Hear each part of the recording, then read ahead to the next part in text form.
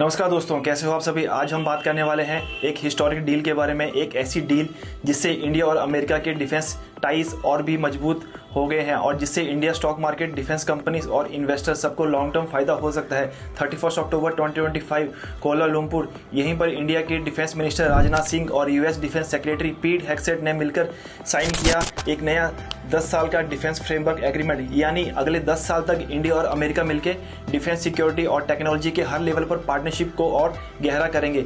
अब आप सोच रहे होंगे ये एग्रीमेंट सिर्फ मिलिट्री के लिए है या इसका कुछ इकोनॉमिक और मार्केट कनेक्शन भी है। तो चलिए आज हम स्टेप बाय स्टेप समझते हैं इस डील के पॉलिटिकल, स्ट्रेटेजिक और सबसे इंपॉर्टेंट फाइनेंशियल और इन्वेस्टर्स एंगल को। और बिलीव मी दोस्तों, आपको ये वीडियो पूरा देखकर एकदम क्लियर आइडिया मिल जाएगा कि ये डील सिर्फ बॉर्डर के लिए नहीं बल्कि आपके पोर्टफोलियो के लिए भी एक बड़ा सिग्नल है। तो आइए शुरू करते हैं। सबसे पहले ये डील आई क्यों दोस्तों? 2015 में भी इंडिया और यूएस ने एक डिफेंस फ्रेमवर्क साइन किया था। उस टाइम फोकस था कॉर्पोरेशन, जॉइंट एक्सरसाइज और डिफेंस टेक्नोलॉजी शेयरिंग पर। वो एग्रीमेंट 2025 में एक्सपायर हो गया है, लेकिन पिछले कुछ सालों में जियोपॉलिटिक्स ड्रास्टिकली बदल गई है। चाइना का इंडो पैसिफिक में अग्रेसिव बिहेवियर, ताइवान और साउथ चाइना सी में टेंशन और साइबर वॉरफेयर का रिस्क, सब कुछ बदल गया है। इसलिए दोनों देश ने डिसाइड किया कि एक नया 10 साल का फ्रेमवर्क बनाया जाए जो सिर्फ डिफेंस तक लिमिटेड ना हो बल्कि मिलिट्री, टेक्नोलॉजी, मैन्युफैक्चरिंग, इंटेलिजेंस सब डोमेन्स को कवर करे। और ये डील साइन हुई कोलालमपुर में एशियन समिट के दौरान। सिंबॉलिक भी था क्योंकि मलेशिया एक न्यूट्रल ग्राउंड है और यहाँ से क्लियर मैसेज गया कि इंडिया और यूएस दोनों मिलकर एशिया में एक peaceful but powerful alliance build कर रहे हैं।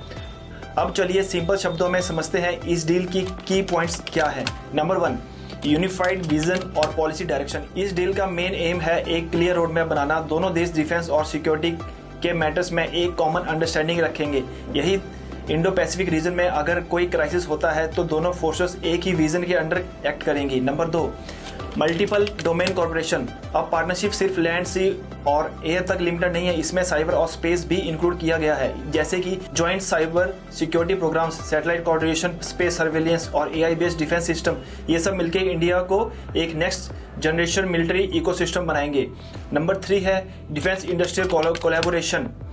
यहाँ से इकोनॉमिक और मेक इन इंडिया एंगल आता है। उसके पास यूएस के पास टेक्नोलॉजी है, इंडिया के पास मैन पावर और कॉस्ट एफिशिएंसी, दोनों मिलकर high and defence systems India में बनाएंगे। एग्जांपल के लिए $3.8 बिलियन के 31 प्रीडेटर MQ-9V ड्रोन्स और $1 बिलियन के टर्बोफैन जेट इंजन और तेजस मार्क 1A अगर इनका प्रोडक्शन इंडिया में होता है तो Bharat electronics, HEL, L&T defence जैसे कंपनीज को डायरेक्ट बेनिफिशियरी बनेंगी।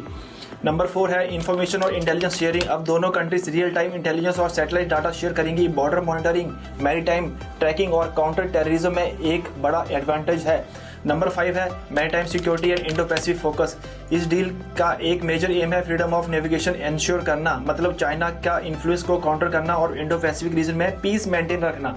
ये इंडिया के एक्ट ईस्ट पॉलिसी को भी सपोर्ट करता है। अब जरा बड़े फ्रेम में देखिए, ये डील सिर्फ एक पेपरवर्क नहीं, ये जियोपॉलिटिक्स का पावर मूव है। पहला, ये चाइना को एक क्लियर मैसेज देता है कि इंडो पैसिफिक रीजन में अब इंडिया और यूएस एक टीम बन गए हैं। दूसरा, ये quad India, US, Japan, Australia group को और स्ट्रॉन्ग करता है। इसका मतलब रीजनल सिक्योरिटी और बैलेंस दोनों स्टेबल रहेंगे। तीसरा है, ये एशिया के छोटे देशों के लिए भी रीअश्योरेंस है कि इंडिया और यूएस दोनों मिलकर रीजन में पीस और फ्री ट्रेड मेंटेन करेंगे। ये पार्टनरशिप सिर्फ मिलिट्री नहीं, डिप्लोमेटिक पावर भी दिखाती है। अगर इंडिया को ग्लोबल लेवल पर एक सुपर पावर बनना है तो ऐसे लॉन्ग टर्म स्ट्रेटेजिक पार्टनरशिप जरूरी है। अब दोस्तों यहाँ से बात आपके लिए इंपॉर्टेंट हो जाती है क्योंकि इस डील का एक फाइनेंस और मार्केट एंगल भी है। पहला है डिफेंस मैन्युफैक्चरिंग। इंडिया का annual defence budget 6 lakh crore के आसपास है और मेक इन इंडिया के अंडर अब फोकस है कि 70% से ज्यादा डिफेंस इक्विपमेंट हम खुद बनाएं। अगर यूएस इंडिया मिलकर ड्रोन्स, मिसाइल्स, इंजन्स यहाँ बनाते हैं तो इससे देसी कंपनीज के लिए ह्यूज रेवेन्यू जनरेट होगा। For example HAL, Bharat dynamics, BEL, L&T, data patterns, Paras defence, solar industry, ये सब कंपनीज अब ग्लोबल सप्लाई चेन का पार्ट बन सकती हैं। और जब कंपनी के ऑर्डर बढ़ते हैं, प्रॉफिट बढ़ते हैं, और जब प्रॉफिट बढ़ते हैं तो स्टॉक प्राइस भी ऊपर जाता है। यानी ये एक लॉन्ग टर्म बुलिश साइन है डिफेंस स्टॉक्स के लिए। दूसरा है टेक्नोलॉजी ट्रांसफर। यूएस से AI, रोबोटिक्स, रडार और मिसाइल गाइडेंस टेक इंडिया में आएंगी। इसका डायरेक्ट फायदा होगा इंडियन डिफेंस टेक स्टार्टअप्स और IT कंपनीज को। अगर आप इन्वेस्टर हो तो ये एक नया थीम बन सकता है, डिफेंस टेक थीम। यहाँ लॉन्ग टर्म करने वाले को फ्यूचर में अच्छा रिटर्न मिल सकता है। तीसरा है एफडीआई और ग्लोबल पार्टनरशिप। यूएस के लॉकहीड मार्टिन, बोइंग, रेथियोन जैसे जायंट्स अब इंडियन कंपनी के साथ ज्वाइंट वेंचर्स बनाएंगे, यानी फॉरेन डायरेक्ट इन्वेस्टमेंट बढ़ेगा और इंडिया में हाई क्वालिटी जॉब क्रिएट होंगी। एफडीआई इनफ्लो मार्केट के लिए हमेशा पॉजिटिव न्यूज़ होती है, क्योंकि जब फॉरेन पैसा आता है तो मार्केट में लिक्विडिटी बढ़ती है और इंडेक्स स्टेबल रहता है।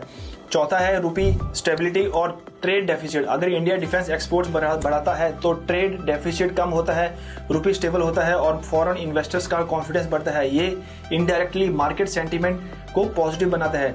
आपको शॉर्ट और लॉन्ग टर्म दोनों पर्सपेक्टिव में समझाता हूँ। शॉर्ट टर्म डिफेंस स्टॉक्स में मोमेंटम आ सकता है, गवर्नमेंट कॉन्ट्रैक्ट्स, ज्वाइंट प्रोजेक्ट्स और न्यू डील्स की न्यूज़ पर रैली हो सकती है। लॉन्ग टर्म के हिसाब से ये एक स्ट्रक्चरल स्टोरी है। इंडिया अब सिर्फ डिफेंस बायर नहीं प्रोड्यूसर बन रहा है। अगले 10 साल में डिफेंस एक्सपोर्ट्स 5x तक बदलने का एस्टिमेट है। यही लॉन्ग टर्म इन्वेस्टर्स के लिए ये सेक्टर एक स्ट्रॉन्ग वेल्थ क्रिएशन अपॉर्चुनिटी है। तो इससे इन सब कंपनीज को फायदा मिल सकता है। For example HEL, BEL, Data Patterns, Paras Defence, Bharat Dynamics, Solar Industries and L&T। लेकिन याद रखिए ये वीडियो सिर्फ एजुकेशन पर्पस के लिए है। इन्वेस्ट करने से पहले अपने फाइनेंशियल एडवाइजर से जरूर सलाह लें। हर डील के साथ चैलेंजेस भी होते हैं। यूएस हर टेक्नोलॉजी इजीली शेयर नहीं करता है, आपको पता है। इंडिया के मैन्युफैक्चरिंग इकोसिस्टम को और अपग्रेड करना होगा। इम्प्लीमेंटेशन डिले हो सकता है ब्यूरोक्रेसी की वजह से और जियोपॉलिटिक रिस्क जैसे चाइना या पाकिस्तान का रिएक्शन, ये सब फैक्टर्स भी इन्फ्लुएंस करते हैं। लेकिन दोस्तों ओवरऑल डायरेक्शन पॉजिटिव है। ये एक लॉन्ग टर्म पार्टनरशिप है और दोनों गवर्नमेंट्स इसको टॉप प्रायोरिटी दे रही है। आने वाले 10 साल में इंडिया डिफेंस और टेक्नोलॉजी दोनों में रेवोल्यूशन देखने वाला है। India world top 5 arm exporters में आ सकता है। डिफेंस स्टार्टअप्स और प्राइवेट कंपनीज ग्रो करेंगी। इंडिया और यूएस मिलके AI बेस्ड सर्विलेंस और सैटेलाइट सिस्टम बनाएंगे। और सबसे बड़ा चेंज, इंडिया एक बिल्डर नेशन बनेगा, सिर्फ बायर नहीं। यानी ग्लोबल स्टेज पे इंडिया की पोजीशन एक पीसफुल, पावरफुल और सेल्फ रेलिएंट नेशन की बनेगी। तो दोस्तों एक क्विक रिकैप ले लेते हैं इस वीडियो का। इंडिया और यूएस ने एक नया 10 साल का डिफेंस एग्रीमेंट साइन किया है। ये डील इंडिया के लिए मिलिट्री स्ट्रेंथ, इकोनॉमिक ग्रोथ और मार्केट कॉन्फिडेंस तीनों लेवल पे पॉजिटिव है। डिफेंस सेक्टर के लिए ये गोल्डन डेकेड हो सकता है। अगर आपको लगता है कि ये इंडिया का इकोनॉमी और स्टॉक मार्केट के लिए गेम चेंजर बन सकती है तो कमेंट्स में लिखना ना भूलना, इंडिया राइजिंग। और हाँ, अगर आपको ऐसे जियोपॉलिटिक्स और फाइनेंस कंबाइंड एक्सप्लेनर्स पसंद हैं तो वीडियो को लाइक करो, शेयर करो और चैनल को सब्सक्राइब जरूर करो, क्योंकि यहाँ आपको मिलता है नॉलेज सिंप्लीफाइड स्टाइल में। Thank you. जय हिंद।